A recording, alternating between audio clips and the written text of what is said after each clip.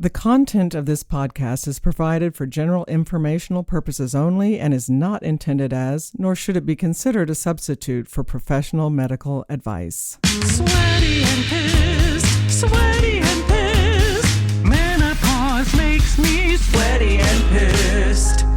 Well, hello, my darling. Hi, Leanne. Hey, Here everybody. we are. It's Sweaty and Pissed. I'm Leanne Morgan. Karen Nickell, and it's Sweaty and Pissed, Menopause, and more. I know, menopause and more. Menopause and more. I know. I have been very sweaty the last week. But, I just drink wine before a show. Yeah. Just a little bit of red wine, Yeah. it makes me sweat. Yeah. So that's not the purpose of it. No, I don't do that to sweat. I do that. I just like the taste of it.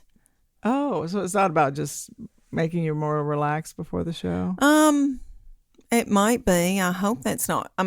Is that okay? Well, no, that's I don't fine. know. I don't know. I'm tired, but I've had a ball. I'm going and doing all over the country. Oopsie, Forrest. And Forrest is here, our producer. Yay. Thank goodness for Forrest. If somebody Listen, said, get a microphone together, Leanne, and we- record Karen. Guess who I'd wouldn't be in a be fetal hearing us position. right now? No, All I of know. you. Yeah. Not one of you would hear us. I would be in the bed watching What?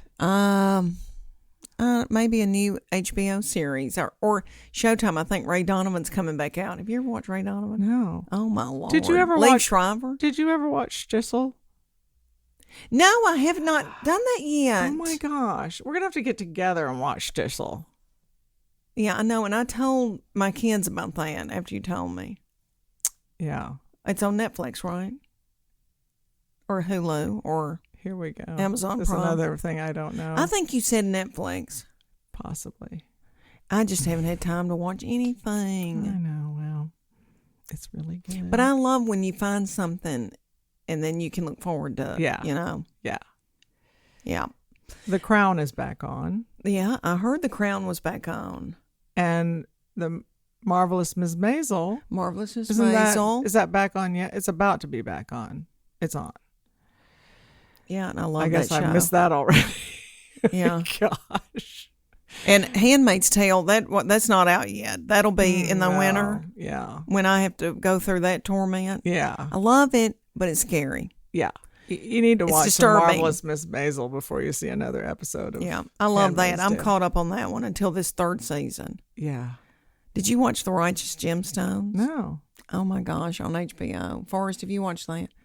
Oh my gosh, so funny. And we could sit and talk forever Yes, about we can, that. about all the TV I shows know. we don't watch. I know that we don't get to because you're Lord doctoring everybody in the country and I'm traveling. But you wanted to talk to people about birth control. Yes. Oral contraceptives. Well, or hormonal contraceptives during perimenopause. And what would be the other oral? What are there's birth control and what else is there? The hormonal contraception is using the use of hormones for contraception. And so you can have the pill, which is oral. Mm-hmm. You can have the NuvaRing, which is a vaginal hormonal contraception. Yeah. You could have the Nexaplon, which is a Thing in your arm. a rod of progestin that's inserted in the skin under your upper arm. I don't know. Yeah. There's Depo-Provera, which is an injectable hormonal contraception. So it's not all hormonal contraception is taken by mouth. In other Okay, words. that's what I was thinking. Oh, there's other oral things besides a birth control pill, but is it when you say oral contraceptive? When you say oral contraception, you're talking about hormonal contraception that is taken orally. Okay, so as I know it, a layperson, birth control pill. Yeah, there you go. But I've never been on them much in my life. I took a progesterone only after I quit nursing Tess, my last baby. Mm-hmm. But then I got an IUD. But I've never been on birth control pills like other people have.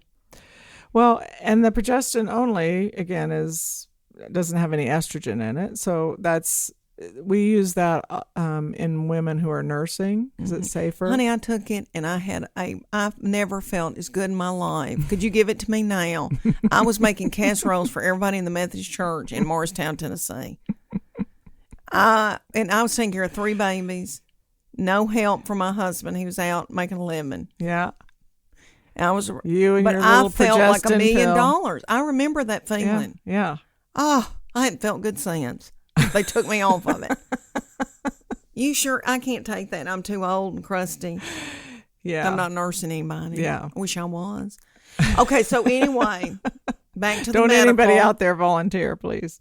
Okay. So we got a comment from a listener who commented on Facebook. And she said, it was Kimberly, and she said, I have had the gastric sleeve done and am on birth control pills, which is oral contraceptive. And she wrote, definitely in menopause, what can I do to relieve symptoms?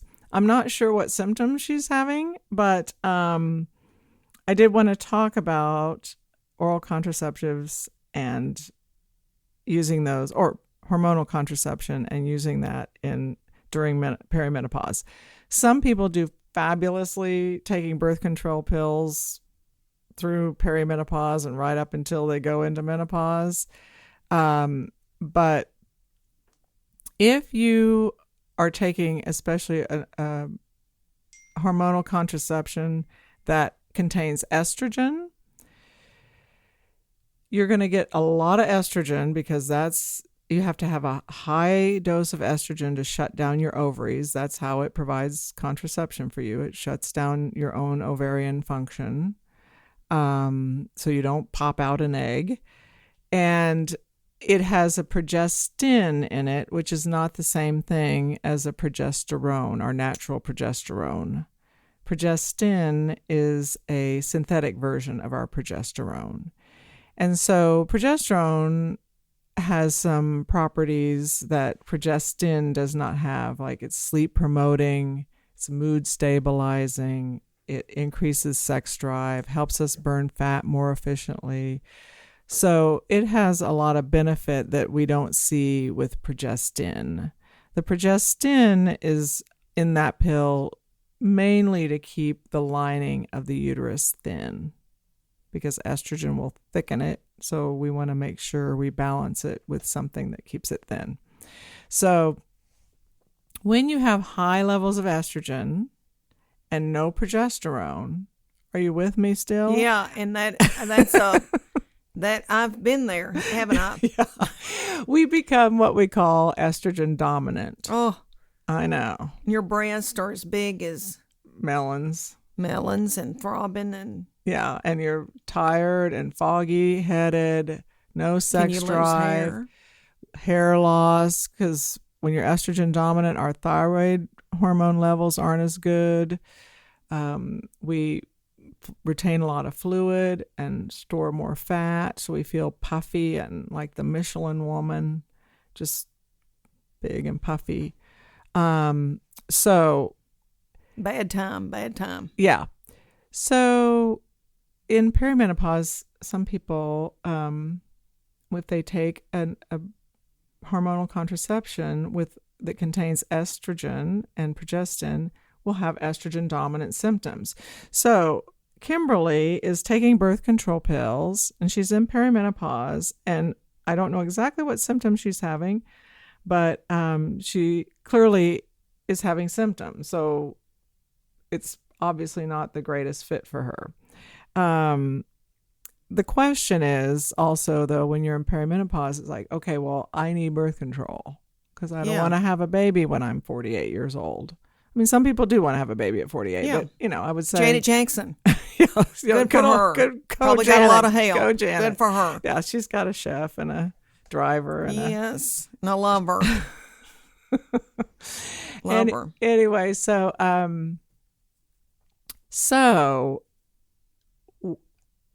when I have a woman come in and she's on birth control pills and she's perimenopausal and she's having all those symptoms I listed, because they also have night sweats and hot flashes, and it's just they're just not feeling well.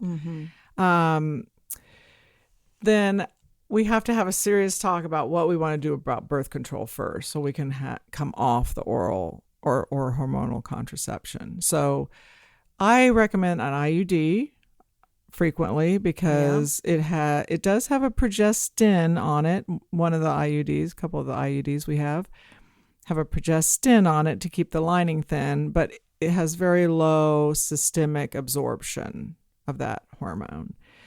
So it allows us to, work on balancing your hormones and still provide really adequate birth control for you.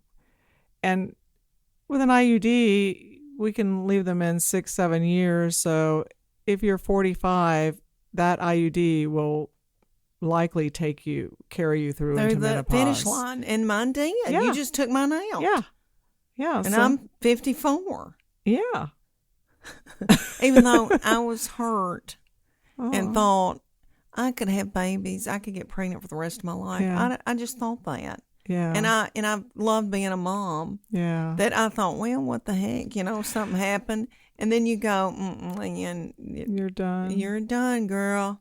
And then I thought, well, I've got brain fog. I would leave a baby at Target by accident. I mean, I don't need a baby at this point in my life. I know, but a lot of women do grieve that milestone. I mean, they grieve that moment where you're not going to be able to reproduce. Yeah, because like a year before, you went into my doings, my pap smear, and you go, oh my gosh, Leanne, you're trying to ovulate, and you could get pregnant. And I was so proud of that. That was way before, but and I went home and told Chuck, I was like, she's saying that I could get pregnant. And he had a horrible look on his face because I don't think he wants any more children with me.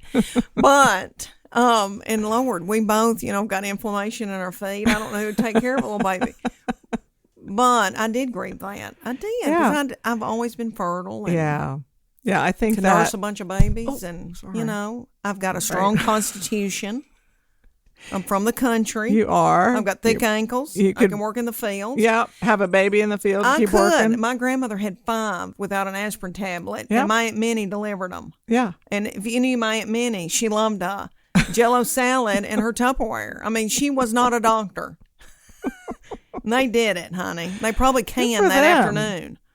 Probably. Yeah. Oh, yeah. I'm sure she killed a chicken, wrung a chicken's neck, and fried it. Plucked it and fried it. Anywho, okay. What were we talking about? We were talking about IUDs, and that's why if somebody's got an IUD, like me, you've managed my hormones, and I wasn't in fear of getting pregnant. You were able to manage my hormones while I had an IUD. Right. So, I'll often recommend IUD, and then we can work on balancing the 3 estrogens we have and the progesterone and testosterone that we have or should have. And so that will often help symptoms like Kimberly's having. And she mentions the gastric sleeve device, or having gastric sleeve done. And I don't know if part of her question was about absorption with the oral contraception, which makes the argument for an IUD even stronger. But I think that that's where you just have to, in perimenopause, you really have to sit down with your provider and figure out, how am I going to keep from having a baby? And then what can we do about my hormones? So, and for a lot of women who are perimenopausal, or even like say they're 52 and they're still on birth control pills, boy, it's scary for them to come off their pill because they're like, it feels like leaping off a cliff because they don't know what's going to happen when they come off their pill, because a lot of times they've been on the pill for a long, long time. And so, typically at that age, if they go off of it, they are already in menopause. And so they immediately go into menopausal symptoms. I just didn't know that women stayed on pills that long. I thought that was like a young girl thing. Well, it's not optimal because your clot risk goes up with age, and the oral, especially oral estrogen contraception, will increase your risk for clot, especially if you're a smoker. I mean, so I never encourage that. Typically if I see somebody like that, they're coming into me as a new patient, and they've been on birth control pills, and that's another thing, is they're seeing somebody new, and I'm saying, let's get you off your birth control pills, and they're like, I can't do that. So I bet people do what you say. Well, I understand that it's nerve-wracking. I mean, did you feel like it was nerve-wracking taking the IUD out? No. Really? I was just saying that I was old and crusty and couldn't get pregnant. But no, I wasn't nervous about. You weren't worried that. Well, hormonally, I mean, I didn't think an IUD ever affected my. Yeah, but I mean, taking it out, not Oh. having any birth control. No, I mean, I just knew you. You Yeah. said you're in this darn thing, Leanne. You got to take this. I mean, you said it was time to go, so Yeah. I was like, okay, Yeah. I'm 54. Yeah. Well, so what I do with someone who has an IUD, and what we did is I will check an FSH blood test. That's a follicle stimulating hormone blood test. And that number goes quite high when women go into menopause, because it's your brain, your pituitary gland, sending a message to your ovaries, we need more estrogen, and it's screaming at your ovaries. So the louder your brain screams, the higher that number goes. So if you are consistently, every time you're coming in for an appointment, we check an FSH, and it is consistently elevated and consistent with menopause, and you haven't had a period for over a year, if you've had a high FSH for 2 years, which I think that's what we did it for 2 years, I mean, the chance of you coming out of menopause after that is slim. Do you ever see a 54-year-old woman have a baby, get pregnant? I've never had a patient who got pregnant in their 50s. I have an acquaintance who did in her late 50s, and that was intentional. Oh. Yeah. Oh. I know. People are better than me. I don't think I'd have the energy for that. Oh, my goodness. Yeah. Talk about sore feet. Oh, me. Yeah. Okay, but no, should I be worried? I mean, I didn't think anything I'm about just it. asking you if you had any. No, I just was saying that I couldn't. I always just thought I was 19.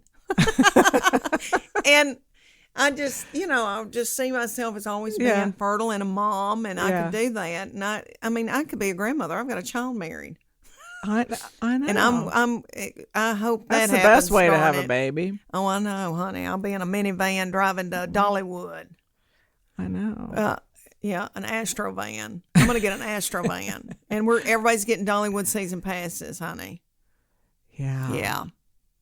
I'm gonna get off the Diet Coke, which I haven't been drinking it that much, and I'm gonna get a big old thing, a jug of water. Don't you going. love hearing Leanne's dreams? I'm gonna get off Diet Coke, get an Astro van. I haven't been drinking Diet Coke.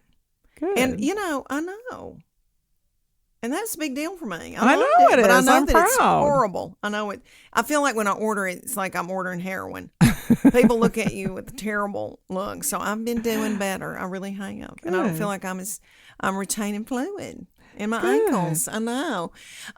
Okay. So is there anything else you want to talk about with birth control?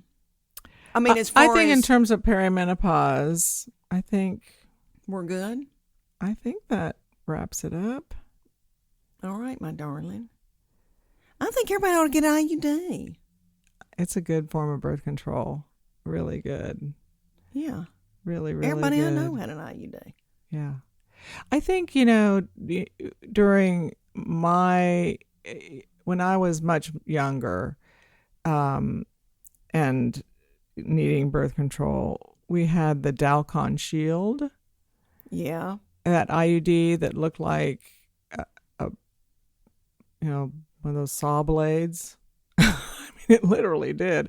And it worked its way out of the uterus. I mean, it was bad. Yeah. It caused a lot of infertility. And I think that IUD caused so many people, so many scared of it. Well, and the mothers telling their daughters, "Oh no, you don't want an IUD," because they're all thinking about the Dalcon Shield and the IUDs we have now are. I know. I remember watching safe, so Oprah, good. and she had a gynecologist on, and they were talking about how people were so scared of the copper IUD, all that rigmarole. Yeah. And this woman said that is no longer a problem, and everybody should think about that. That's the best. I recommend that to everybody. And when it's on Oprah, and I was at home with a bunch of kids. Well, that's another point. If you want something that has zero hormones on it, the copper IUD is the way to go. A copper one? Yeah, we have a copper IUD. They're back? Mine was a little bitty plastic one, wasn't it? Yes, yeah. But there is a copper one? Well, it looks the same as yours. It's a little plastic tee, and it's wrapped in, the stem is wrapped in copper. Why do they do that? What does the copper do?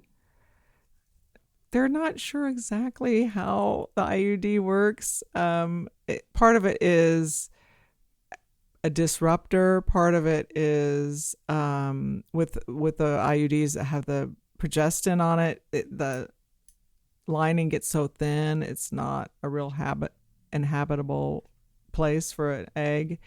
There's when you have an IUD, it forms a mucus plug at the opening of the cervix. Yeah. I remember the mucus plug every time I have a baby. Seeing Leanne's face about the mucus plug. Anyway, a mucus plug, and that makes a really thick barrier that makes it difficult for sperm to pass through. So it has several mechanisms, and there's some unknown mechanisms of the IUD. So, but it works. It works really, really well. Yeah. When you put one in, for me, I'm 54 and I had that one in like 6 or 7 years or something. But when I guess I don't remember. No, I remember Dr. Cross put in one when I first got to Knoxville, and Maggie, my middle child, was in 2nd grade, and or maybe I say that, maybe she's in 4th grade, but anyway, she was a little bitty. She was in elementary school, and I said, "Mommy's going to go get a procedure." I don't even know, or she heard me say to Chunk, like, I'm getting it. She went to the school they went to and asked for a prayer request. And when I picked them up, the secretary said, "Leanne, we've all been praying for you all day, and I don't know what you had outpatient." Procedure. And I said, "Oh my gosh, girl, I got my IUD put in." I mean, I've always thought that was so funny. She always takes care of me and covers me in prayer. Okay, well, so is that good, my darling? We're good. Okay, I hope. And what was her name? Kimberly. Kimberly. I hope Kimberly listens. And yes, Kimberly. I hope that answers your question. And I know. But everybody, thank you for listening. Yes, and thanks for your comments on Facebook. Thanks to Forrest, our producer and our composer of our theme music. And thanks to Stephen Brown.